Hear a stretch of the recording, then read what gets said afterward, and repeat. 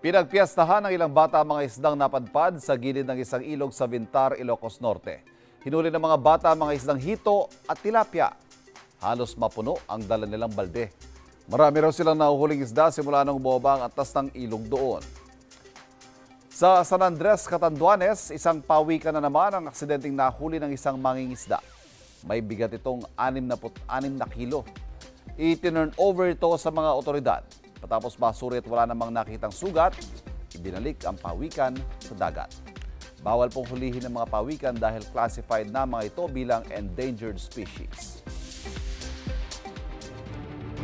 Kapuso, para laging una ka sa mga balita, bisitahin at mag-subscribe sa GMA Integrated News sa YouTube. Sa mga kapuso abroad, samahan nyo kami sa GMA Pinoy TV at sa www.gmanews.tv.